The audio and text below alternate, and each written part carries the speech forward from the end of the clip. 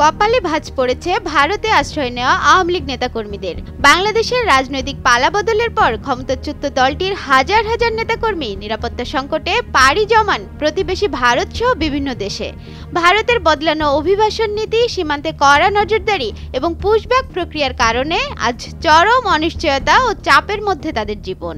সম্প্রতি ভারত সরকার অবৈধ অভিবাসীদের বিরুদ্ধে কঠোর অবস্থান নেয়ায় এই নেতাকর্মীরা পড়েছেন গভীর সংকটে।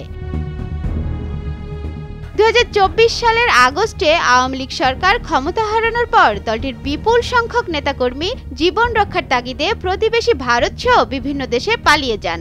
সংবাদ মাধ্যম বলছে, শুধুমাত্র ভারতে আশ্রয় নিয়েছেন প্রায় 1,43,000 আওয়ামী লীগ সংশ্লিষ্ট ব্যক্তি।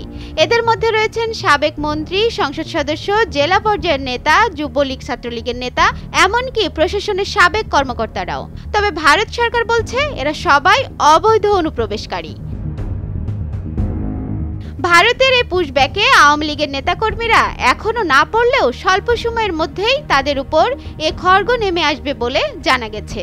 ভারতের স্বরাষ্ট্র দপ্তর বলছে, আগামী আগস্ট থেকে এই অভিযান আরও জোরালো হবে।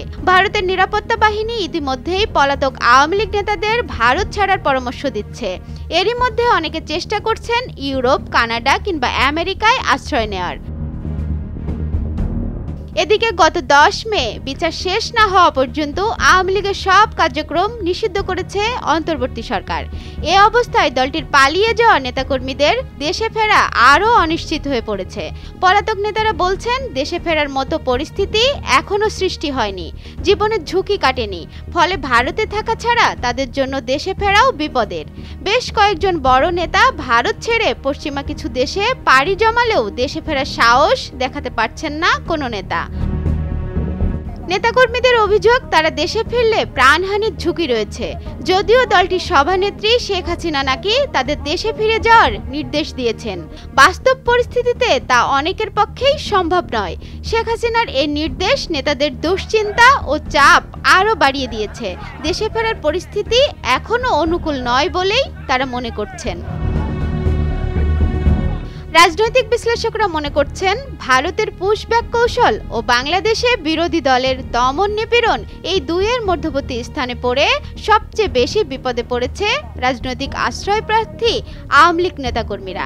তাদের জন্য কোনো সুনির্দিষ্ট আন্তর্জাতিক সহায়তা বা কূটনৈতিক রক্ষাকবচ না থাকায় তারা এখন চরম মানবিক সংকটে।